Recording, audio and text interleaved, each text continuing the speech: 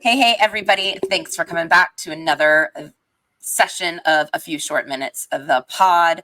I am so happy to have my friend Kim here today. Kim and I have known each other for about 3 years, 3.5 years. We got certified together. And so I'm super excited to hear what she has to say today. So let me tell you about Kim.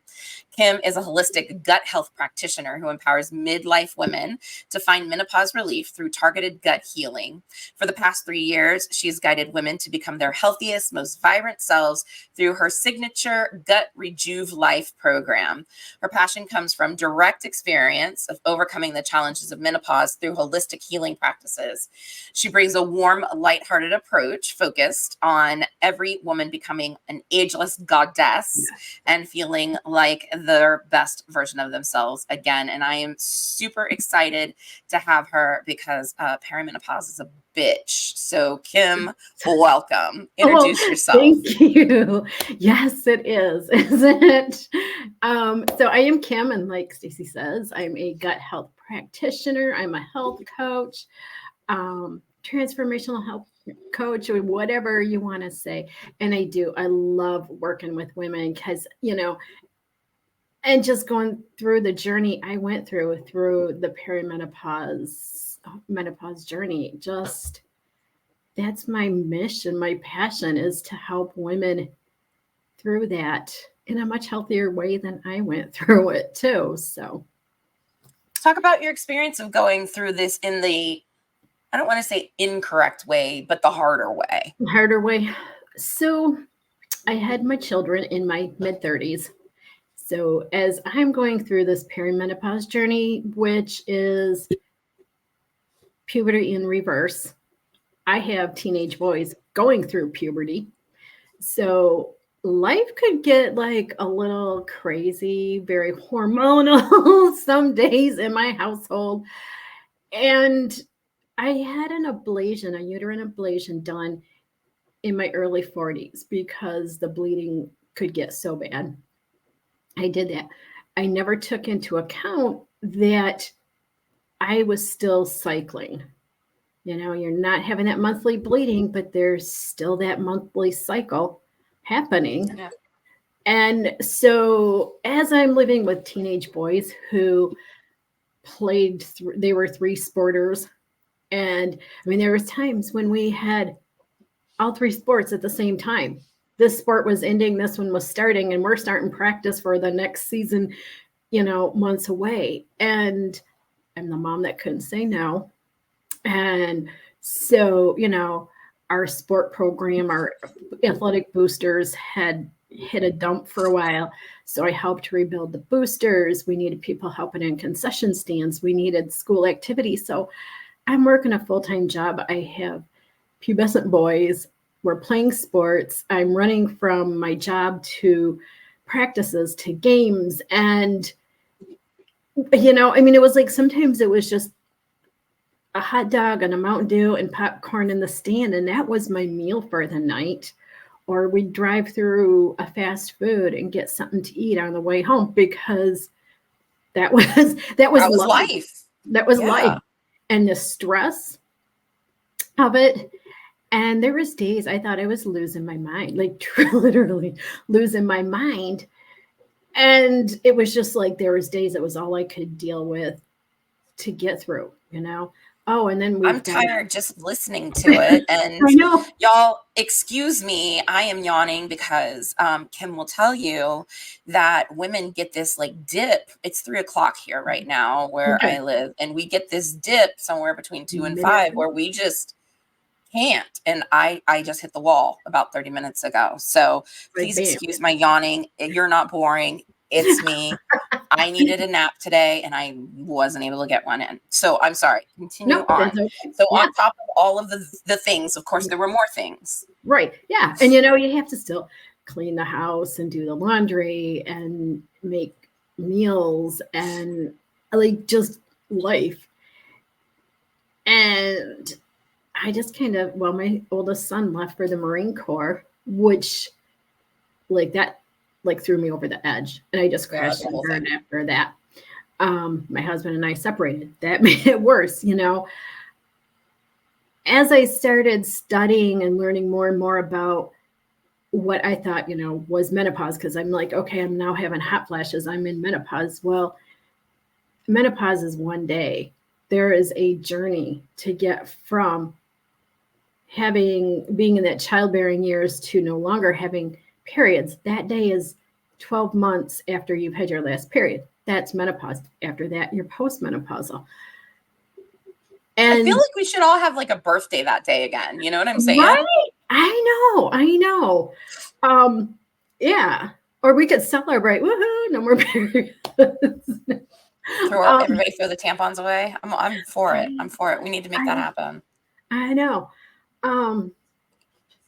But what I realize now is my hormones were just doing this whole zigzag, and as you're doing this up and down roller coaster of your sex hormones, like your progesterone and your estrogen, your cortisol kind of takes over, which is your stress hormone. And we're already living this stressful life and not eating right and not exercising. And I crashed and burned, like literally. And I just after my son left, the depression got bad. And it was bad. And I just remember sitting there at times in this deep dark pit going, I hate myself, because I started eating crap and gained a lot of weight. And of course you already get some of that belly fat during this menopausal journey. And I would hate on myself. Okay, so now, a couple years later, I found that had I known to kind of maybe prepare myself for what was going to happen, that if I would have realized I was still doing cycling. So we have that week, typically when you have a period and you're kind of on the low down feeling, then I would have known that I needed to take care of myself that week. Yeah, and say I'm not available for all the extras. Yeah. And maybe I would have figured, I don't know if I would have figured it out, because I was like freaking tired, but especially during wrestling season was rough, because I had like one day off a week on Sunday. Because there was days on a Saturday, we would leave at 5 or 6 in the morning and be gone all day to wrestling meets and not get home till 8, 9, 10 o'clock at night sometimes. So I'm like, where do you grocery shop and even do meal planning or prepping? Because that one day a week, that was it. That was done. You were knocked out. Yeah, you were knocked out. Mm-hmm. Or I'm sure you weren't. I'm sure you were trying to do all the things on that one day off, which is just that's crazy talk too.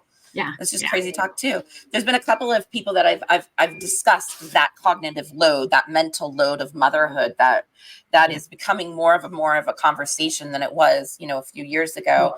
And I'm so thankful, because the first time I heard that phrase and that definition, I was like, holy crap. Yeah. That's why I was been exhausted all of those years. Mm-hmm. And my ex-husband was clueless. Oh, they are, aren't they? Just and it's not definitely not bashing. He just not aware. No. Because they don't carry the same cognitive load as we do. Mm-mm. And so he was like, what do you mean you're stressed out? Everything's great. And I'm like, no, it's not. I'm freaking out here. I'm breaking down. Yeah. And when I heard that mental load of motherhood, I was like, oh my God, it is. That. Yeah.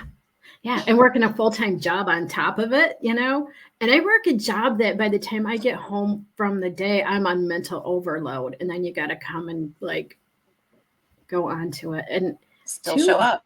Two little boys are, yeah. You ain't got to tell me, sister. Yeah. And add in a stepson sometimes, I'm just like, yeah. So, it's like, okay, so maybe I would have, I don't know, maybe figured out how to get better sleep, prepare stuff in the off season. So I had something in the freezer ready to go, or, just been better able to prepare myself like food wise. Figure out a way to get stress. You didn't know what you didn't know. And Exactly. so let's Yeah. be really clear here, because what she's doing is reflecting back. Back. She's Right. not going, I should have. She's Nope. now reflecting back with this wisdom, hindsight's 2020, and saying, now that I look back, now that I'm out of it, I could see, oh, there are all these things that now I can impart on other women that are in the thick of it. Mm-hmm. And so she's not shaming herself here. She has hindsight. She's got this wisdom. But when you're in the thick of it, you are literally in fight or flight. You are living from your amygdala, your reptilian brain that only knows I'm okay or I'm not okay. And she was not okay. I was not. No. Not okay. My husband, he's Mexican. And his deal was too, is he had to have a meal every night. And it was like, I don't care what you do with the boys after school, but I better have a meal ready for me when I get home. So then I would sometimes try to like run home and get a meal done before I was off. Man, I'd be like, what are you cooking, buddy? What's for dinner? What is for dinner? Because it ain't going to be me. That's right. And then he wanted dessert afterwards, you know? GTFO, bro. Yeah. Oh, yeah. So I wonder why we're so tired. Right. So now that's what my goal is to work with these women and going, starting this menopause journey. Like, let's learn how to take care of ourselves now. And in fact, it was like I never did any self-care for myself. None. It was all about my family. Yeah. And I've learned that. No time to ourselves, no getting our hair, like, and we're talking like not even the bare minimum, right? Right. Like not even taking time to get a haircut, not taking time to go to your own doctor's appointments, right? Like we're talking like not even doing the bare minimum for ourselves. That's how much of a sacrificial lamb I know I was. Yeah. Yeah, for sure. For sure. And so now you've got all this beautiful wisdom and all of this gorgeous hindsight. And now you're, certified in a multitude of things like I am. How do you help women now? Like I'm perimenopausal. Right. So I, I've got this dip. Also the last 3 days that cortisol has hit around 3:15 in the morning. And so that's been a fun jolt awake, which I absolutely hate because then that's it. I'm awake.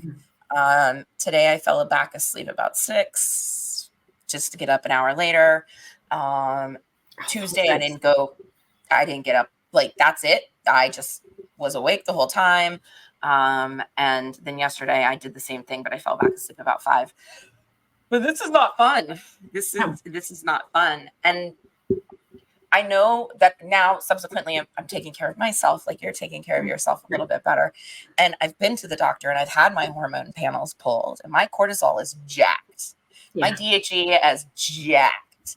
And so now I'm like trying to be really present and mindful of taking care of myself. But then the guilt kicks in. The mom guilt. Yeah. The guilt kicks in of, who am I to take a nap in the middle of the day? Self-care is self-love.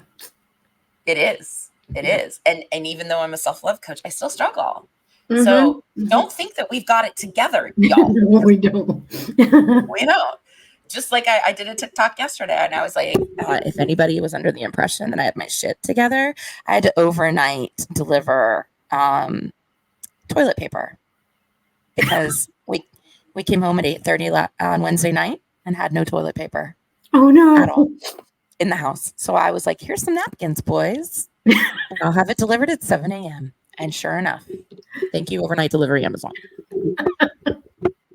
Just in case anybody was under the impression that I was like good to go. No. Well, and it's so funny because before we got on here, I once a year I get my little longevity check from work.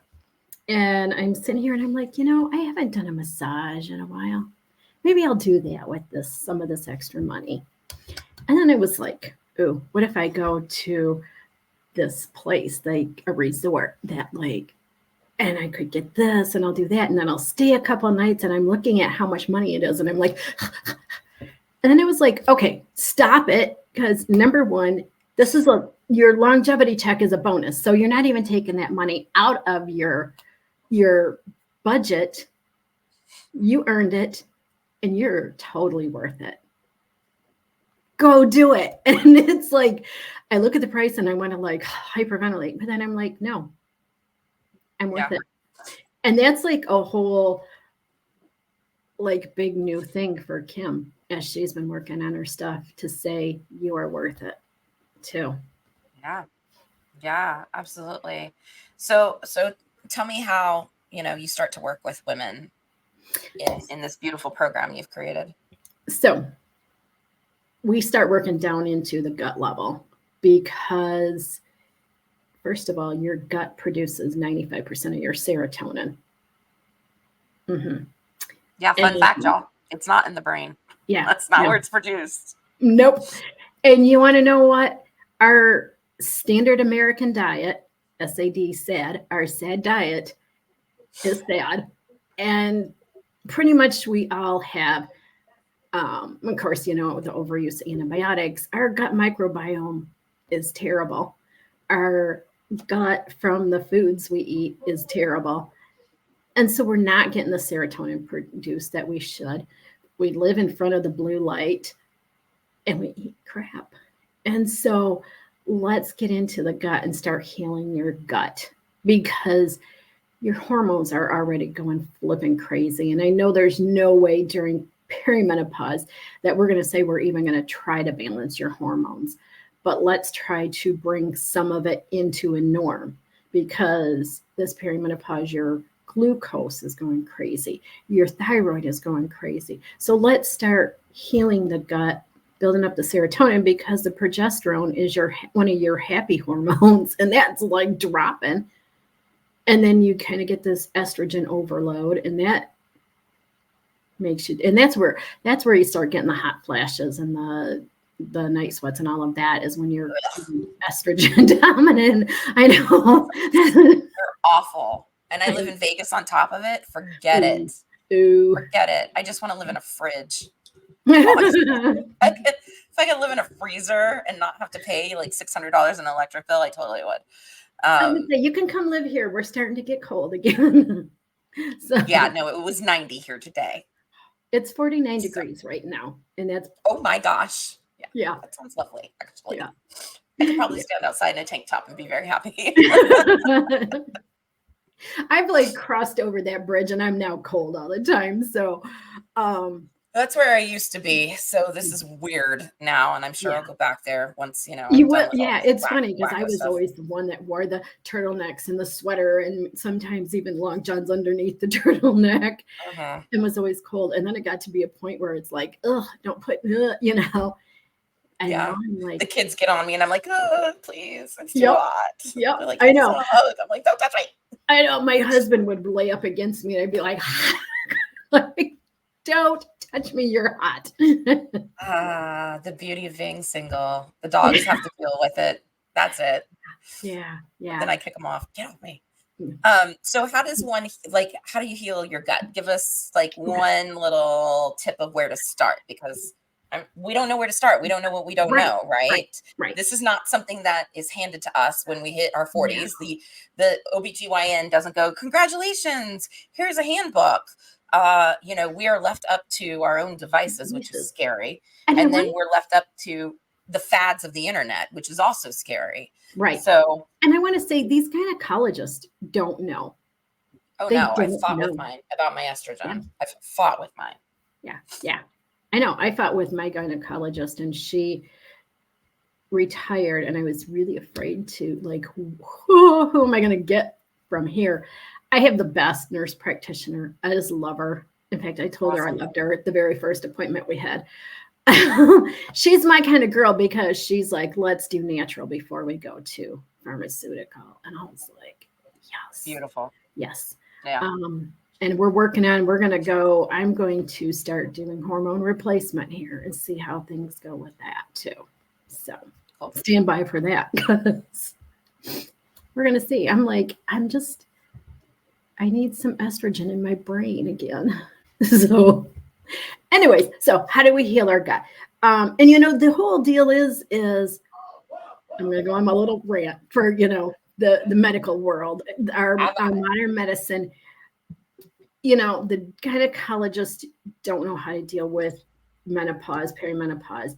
Doctors just tell you to live with it. Now, I mean, we're finding out more and more that HRT is okay. It's not what they said it's been. But yet there's still that stigma behind it with the doctors. No, you can't go on that. Here's you need some hormones. Well, here, take a birth control, or let's put an IUD. Yes. That's what my gynecologist said. You're already on low estrogen. There's no more I could do for you. Well, my estradiol is undetectable, even on that. Yeah. Make that make sense. The math ain't math in here, buddy. And yet that was the answer. And it's synthetic hormones. It's not even what our bodies do, And like you said, it's not the estradiol. And that's where when I finally I've been waiting for my prescription to come in, and I finally called the pharmacy, and my insurance covers it with a $230 copay. So I know I'm like, okay, let's try the other patch now. So yeah, we'll see what happens from there. So we just get all this craziness, and here's this pharmaceutical, and here's that and that and that, and it just compounds everything.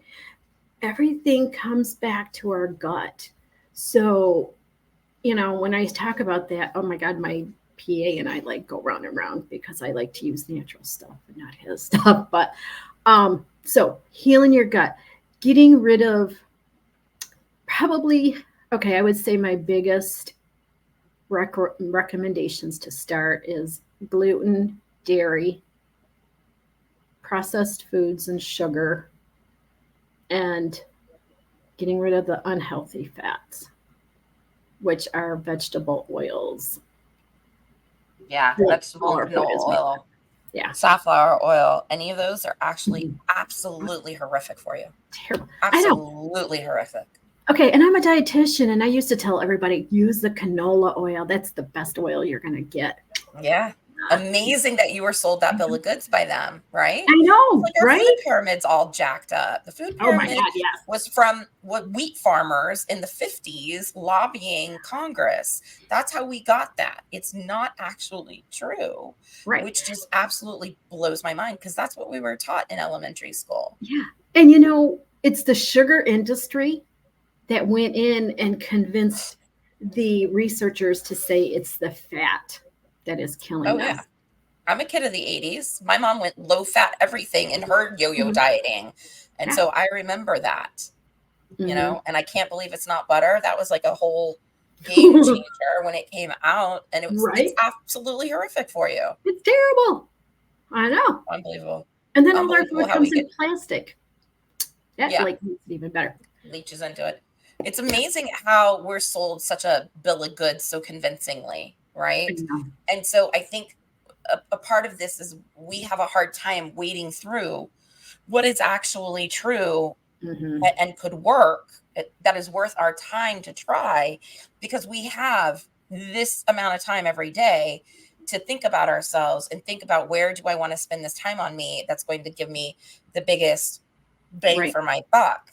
And I think we're gun shy, and I think we're scared to try to eliminate something or try something else, because we don't know now. And we see just all this stuff out there on social media, like this is the next best thing. Or right now I'm the I can't think of what they are right now. The medications that were like, they were made for diabetics, but now they're Wegovy. Wegovy, there we go. Yeah, those. I'm like, stop. You don't know what you're doing to yourself using that stuff. And it's a matter of learning, because I don't even say a diet. I don't do diets. We ditched the diet culture. It's gone. It's about a lifestyle of eating, finding the right foods that work in your unique body. And I found that, I did the big elimination diet for my gut health. And I found when I reintroduced some of those foods, how bad I felt when I didn't realize it. So Yeah, gluten, forget it. I eat bread now and my stomach bloats up and I'm like, I could be pregnant because it bloats, Yeah. So finding those right foods. So, I start out kind of with doing an elimination diet is where we go from there. And once we get the elimination diet going, then we start adding in some probiotics and rebuilding your good microbiome and getting that into a better balance and going from that. And then, if we need to work on finding supplements that work for you, I have access to a lab. We can do stool testing and go off of that, right? So there's That's a cool. lot to it. Yeah, I know, right? And like they're gonna like if you do that stool testing, they're gonna go like weigh in and really look at what you have in there in your gut. So it's pretty awesome. Yeah, So, that's really amazing. Right now, I think I'm up to about 25, 30 supplements a day just to try to feel better. mhm. I'm taking rhodiola and ashwagandha and silymarin and NAD plus, and I mean, just all the things, right? And then at night, magnesium, ashwagandha again, Right. 5-HTP, L-tyrosine, like just trying to like, oh my God, get Figure out through the how to feel day. better. Yep. Yeah. Mhm. Yeah. Yep. And here I am at 3:30, like dragging it, Mhm. dragging it. You And know it's what? just like, man, That was when I went to a naturopath, and I was just like, I'm done with it. I'm tired of feeling tired. I'm tired of feeling like shit. I'm tired of the depression. I just want to feel good again. And so I got rid of it, except for my anticonvulsant because that's like, an important one. But other than that, I got rid of any pharmaceutical drug I'm taking. And it's going to be a rare day if I take a Motrin, even. So, just like how much better have I felt since I've been off all that stuff, since I've been doing my gut healing and in the healing that my naturopath does with me. And we're doing it in a natural way. Forget the other stuff. And I don't do just diet related stuff. I mean, it's a holistic thing. We're going to talk about past hurts and traumas and getting rid of some of that stuff that's hanging out in your body because that's there and that's not going to heal. Some of those traumas hang out in your gut. So you got to get rid of all of that too. It's not about getting on the right diet. It's about yeah, there's no lifestyle in the world diet wise that'll change that. no. You've got to work through that trauma. Yep. Yeah.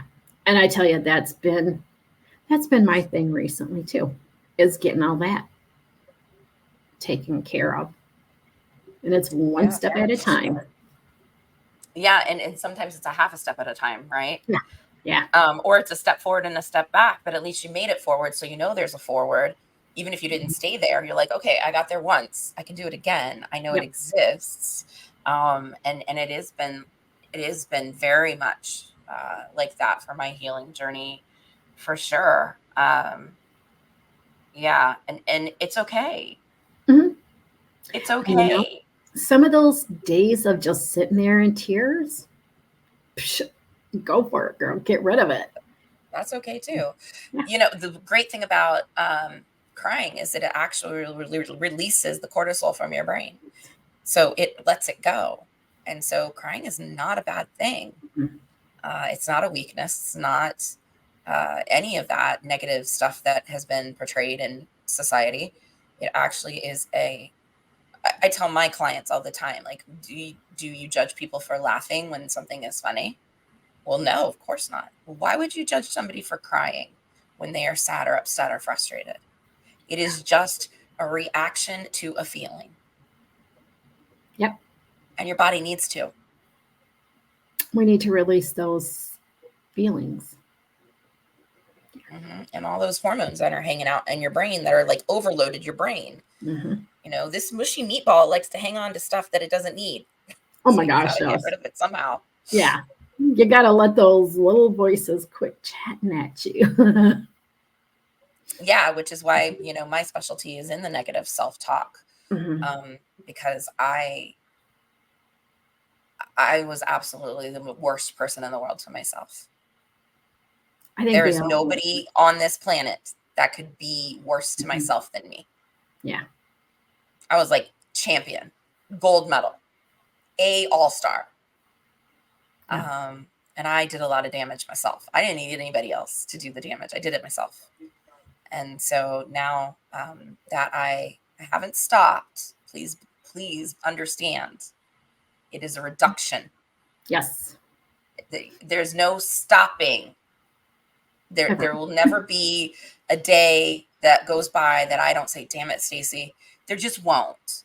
But it's how fast I turn it, how fast I check it, how fast I go. Why did I just say that to myself? I'm only human. Right. Right. Instead of hanging on to it. Yes. I'll do that. I'll go, God, Kim, that was stupid. And then I'm like, whoa, stop, trying to learn to catch myself now rather than, okay. Let it hang out. Yeah. And then Okay, Kim, believe it. that just was not a smart thing to do. And we know better. There could have been a different choice here. Yeah. A different decision could have been made. Now I've learned. Now here come the consequences. Okay, this isn't going to be pleasant, but here we are. I can't change it.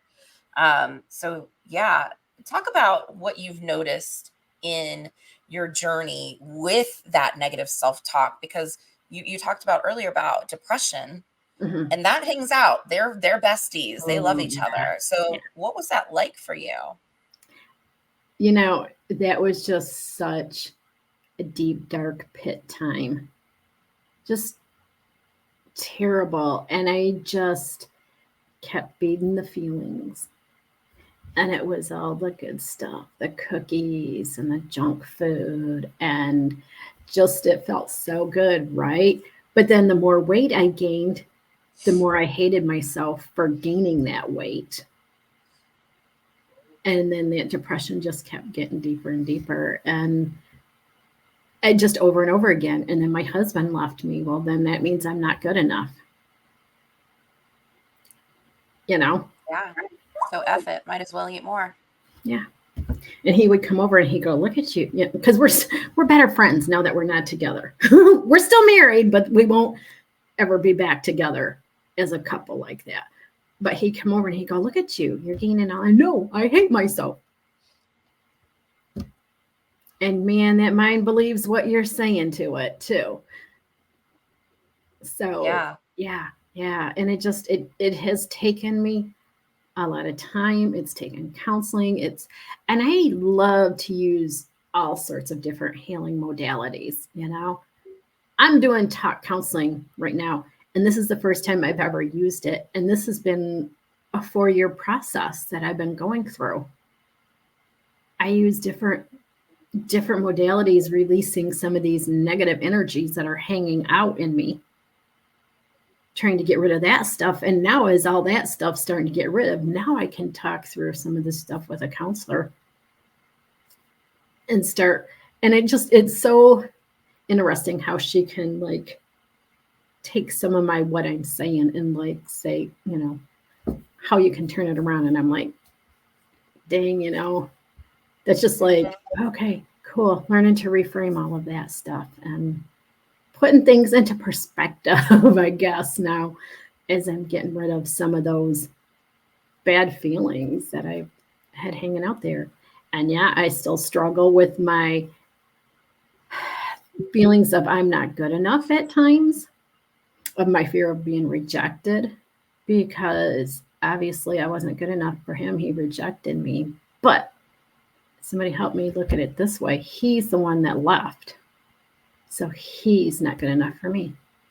Right? Yeah. Sure. Because if you can't hang around. It's interesting because I'm sure this isn't the first time you felt that. Oh, no. Right? Because that goes back to your childhood. So there's almost like a self-sabotage effort here, very subversive. It's nothing you'll ever think out loud. I'm going to F up my marriage. Never. But it's I'm not good enough in this world for myself or anybody. I am not lovable. Therefore, it is only time until you figure it out that I am not lovable and you'll leave me. So I'm going to push you out the door because at least I'm controlling that. Yep. And you know, that was one of the healing things I've been doing this year and working on is I had somebody take me way back and we found the source of me not being good enough, my rejection. And I was only like 6 months old, 8 months old. Wow. I know. Isn't that crazy? Because my dad was in Korea when I was born. And he came home. My mom quit breastfeeding me. So I was rejected. And here's this guy, coming in and taking my mom. So I'm not good enough because, she no longer wants to nurse me. Or, this guy is taking I'm like, how does a little 6, 8 month old mind put those two together? And here we are 50 some years later. Mm-hmm. Yeah. Well, it's safe, not safe. That's Yeah. it. Mm-hmm. That's it. And then there are experiential times along the path line from 0 to 7 that then twist it into your specialty of saboteur, right? That's why we've got some people that are controlling, some people that are hyperachievers, some people that are perfectionists. I'm a people pleaser. I have people pleasing tendencies, and then I procrastinate. I'm an avoider after that. And so it's amazing how we take those instances of rejection or fear or whatever, and then just twist it a little bit to get our own special brew of something that's just a lot of fun to deal with for the rest of our lives. So much fun. Right. So much fun. So much fun. What did you do to get rid of some of that stuff before you started talk therapy? I'm curious. So let's see. I have done breath work. I've done cranial sacrals. I've done emotion codes, body codes. I've done a few different practitioners doing different things and like removing my heart wall. It's just crazy. That stuff is just crazy. How that all goes. I don't know if you know anything about any emotion. No, I don't. Codes. Oh my God. Emotion codes are just crazy. And how somebody like talking to me like this online can pick up my energy and find my deep buried shit, but they do like a muscle response and they can go through and go, is it this? No, it's this. Okay. So let's release that. She'll be like, okay, that energy is gone. Let's replace it with this energy. And my heart wall, when she did it, she said my heart wall was like over 8 feet thick. And just the amount of things. And I have a whole list. It took her, I think, 3 sessions to release everything because they only release so much at a time because your body because they take it on too, so they can't. Yeah. And your body can only deal with so much too. It's so interesting because they can say, so you have this feeling of worthlessness that came from about the age of 5, or, this feeling from, and it was funny because about a third of what she released happened in my late 30s. I'm like, well, dang, who probably did a lot of that messing with my mind. Yeah, right. But there's those ancestral things that you pick up too. Yeah. So for people that don't know about ancestral trauma, it is not woo-woo. It is actually legitimate because you were actually in your grandmother's body when she was born, because she was born with all the eggs she will ever have, which included your mother and included you, because you were in your mother's body. And so whatever trauma that she experienced, which changed her hormones to affect then her eggs, went into you before you were even joined with a sperm. Mm-hmm. And so my grandmother, now I know from my mother sharing with me, my grandfather was schizophrenic and unaliving old dull. He had those tendencies. He never did it, but he would disappear for weeks at a time. They had 4 kids. And then he would end up in a mental ward in a hospital because he threatened to do this stuff. And that was the pattern for the 40 years that she was married to him. Wow. And so, you know, I think she had my mom at 20. So for the from 16 to 20 with my grandfather, it was just plus whatever. She also grew up with 7 brothers and sisters in a shack. So there's that, right?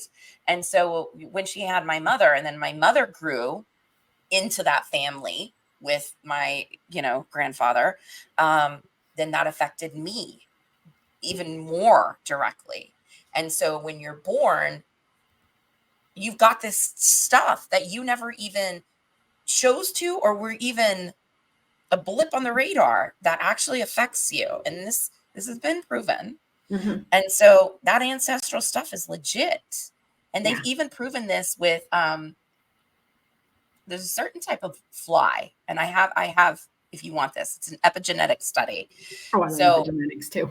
Oh my gosh, yes. So this is how I know it's legit, you guys. So there's an epigenetic study, I want to say out of Sweden, and they put this fly in a jar, and then, you know, had a couple of generations, and then they put a wasp, which is its like direct predator, next in a jar next to that fly. And so the fly went into fight or flight.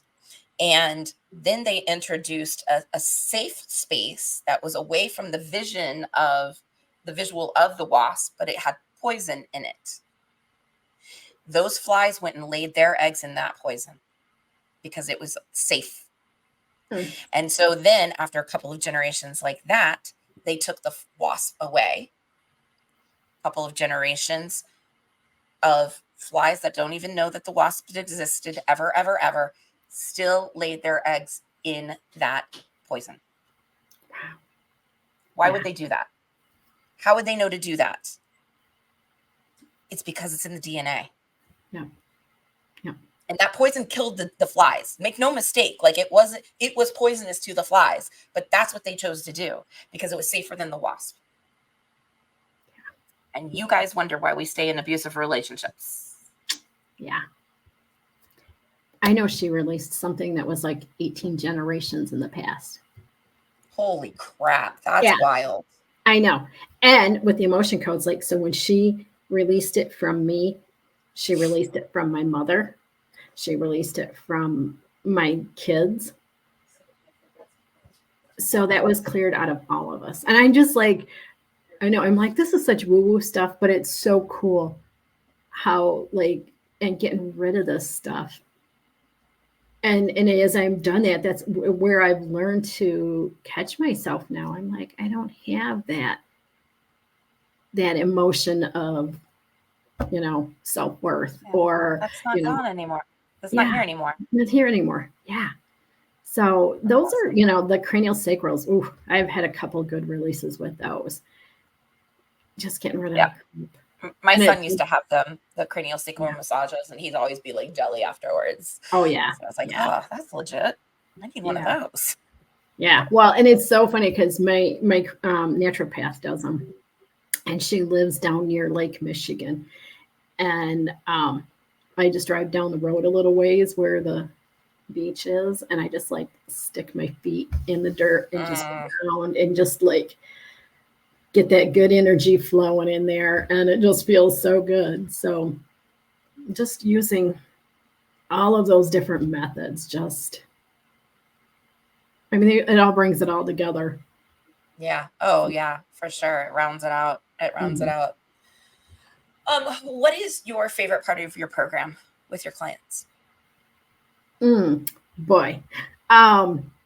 You know, I think my favorite part is going back and doing that self-worth, past trauma, hurts work. And in my program, I have somebody who is actually coming in on one of those weeks and working with us to do that. So you have a guest star. That's awesome. Oh yeah. Yeah. Yeah. So, you know, And I always say, you're not going to completely heal. You've got to get rid of, it's a holistic piece, it's not just the diet. It's not just your sleep. It's not just your exercise, but it involves that soul piece too. Oh yeah, 1000%. You could fix all the things, but if you still have that mindset that you're a piece of shit, you're a piece of shit. Yeah. You're just a piece of shit with 9 hours of sleep and a great diet. Right. Right? Exactly. Right? You're just a well-rested piece of shit. So yeah, absolutely. That's amazing that you have somebody come in. I bet that's a really powerful day. Yeah. Yeah. Because, let's take care of our whole selves. And I've just been big on that because I just see what it's doing for me and my self-confidence and my self-worth. And I have I don't want to say a long way to go to self-love, but I tell you, I'm a sure lot closer than I was a couple of years ago, even 6-8 months ago. Yeah, absolutely. I'm better than I was last week. And it's not it's not a huge leap. It's not, but it could be a half a step. That's better. Better is better. We don't need to quantify it. We don't have to put, restrictions on it or expectations on it. But, if this week I allowed myself to go to bed at 8:30 because I was cranky. Instead of all the shouldas, like, oh, I gotta do laundry and I gotta do the dishes and I should do a little bit more work. I was like, you know what? No. I'm cranky and I'm going to bed. And I knocked out. And so my son was like, Mom, you knocked out and you had like a death grip on the remote. Like my glasses on, the TV's going, the lights are on. Thank God he puts me to bed now. It's just the sweetest thing. But he was like, you had a death grip on the remote. And I was like, I was just trying to check out for a minute, dude. I was so done. So I'm grateful to have him to put me to bed. Yeah. And that's a piece of self-care, is giving yourself that grace. The dishes are there tomorrow. Mm-hmm. Mm-hmm. Yeah. Yeah, the dishes are there. The laundry is always going to be there. That is an endless cycle. Right. I think I said the other day, even if you lived on a nudist, resort, there still be towels and sheets. That like laundry is a forever thing, no matter, it just is. And Dishes so are forever a thing. oh my, the bane of my existence. Seriously. No, right? I don't know if I would have chosen to be an adult if I had known how many dishes I would have to do in my life. Oh, yeah. And that is a childhood trauma, by the way, because when I used to load the dishes as part of my chores, my mom would berate me for not doing it right. And she'd come and undo it and then redo it because she's a perfectionist. And so guess how fast I learned to hate dishes, because it wasn't ever correct. Yeah. And it's now, I'm 46. It's still here. Now I know. I just hate dishes. I ain't doing dishes, And when you've got boys, like I'm like, whoo, the cupboard is clean and everything's in the dishwasher, and well, crap, here comes something else, and you're like, here comes them cleaning out their room. Here's a plate. Here's 3 glasses. Here's 4 forks. I'm like, where did this all come from? Where did this all come from? Yeah, it's crazy. It's crazy. My food bill shows it too, because it's unreal how much these children eat. It's crazy. Unreal how much teenage boys consume when they want. Between my 2 boys and my stepson, there is 3 years from the oldest to the youngest. It's when they were teenagers and my stepson would live with us in the summer, food would just like, I'm the dietitian and I wouldn't let my children have the nasty white bread. But let me tell you what, if I found a 99-cent loaf of white bread in the summer and I got 3 teenage boys living in my house, not going to school and eating at school. Oh, yeah. They have what they want. Load up. Whole cart full. Cart full. And that'll last 3 weeks. Maybe. Maybe. Yeah. Maybe. For sure. Oh my gosh. That's ridiculous. Yeah. Tell everybody, if they wanted to start, whether it's with you or somebody else, what should they look for in, a gut health coach, a menopause coach, a dietitian, what's some green flags and red flags? I think the biggest thing is finding somebody who you're comfortable with, who you're going to is going to be along, because you're going to be along for the ride, but they're going to be along for the ride with you, and you've got to feel comfortable. And don't want, or I guess the person who's going to tell you you have to do it. I'm going to give you the guidelines. Do you have to do it? No. I can't do it for you. Yep. You got to put the work in, but I'm not going to be the one that's going to go, if you don't do it this way, I'm not working with you type of thing. I'm going to get you the results that you put the effort into it. Yeah.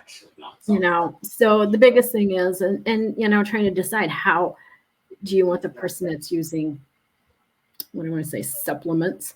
You got to buy their supplements, or, you know, or what do you want to do? It's got to be what you're feeling best about.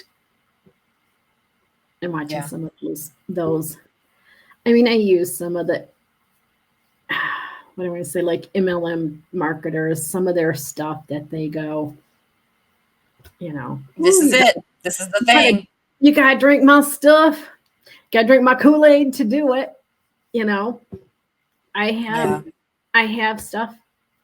You're welcome to use it if you want to use it, but I'm not going to make you use it. If you want to go, you don't have to use it. Yep. I'm there to support you in whatever manner you want. Yeah. But I think the most important thing you said is you can't do it for them, and that they have to show up for themselves. Mm-hmm. Yeah. And when that's really big. Yes. Go ahead. And when I was going through the first 6 weeks of the gut health protocol, I tell you, it was a struggle. And I'm just like, there was days like, I just want the sugar. I just want the ice. It was summertime, darn it. And like corn on the cob came out at the time. And it's like, I gave up corn and I gave up sugar and dairy and ice cream. And there was just days you were just like, but you know what? I'm like, how am I going to feel if I don't do this? Yeah. I think that's always the question of, what's this going to cost me? Mm-hmm. Mm-hmm. And I don't mean financial, my friends. I mean physically, mentally, emotionally. What does this cost? Yep. And do you want to pay it? If I eat corn or corn products now, I get one heck of a hot flash all night long. I know, right?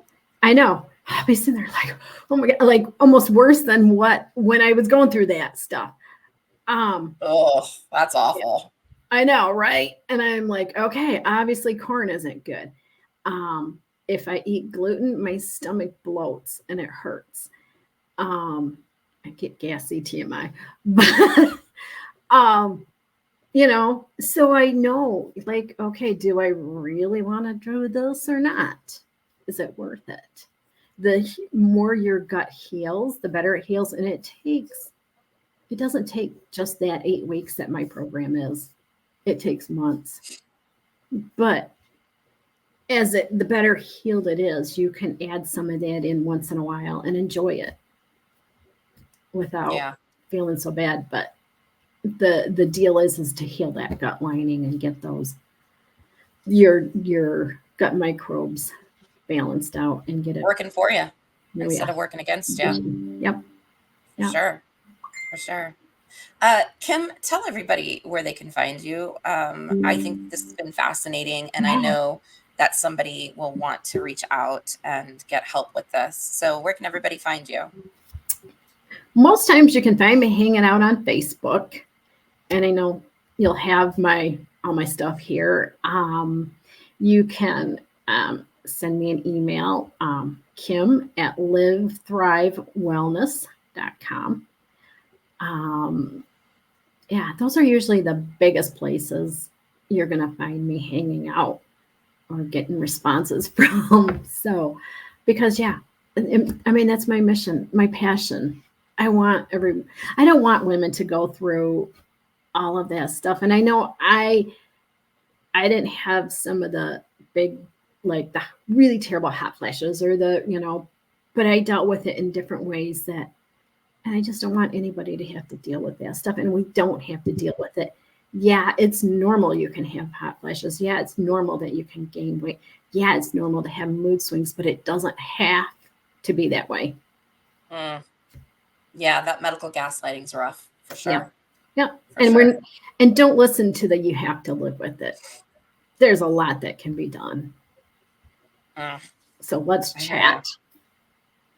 You know. Exactly. Yeah. Exactly. Yeah. Friends, all of that stuff will be in the description. I'm sure you already know that.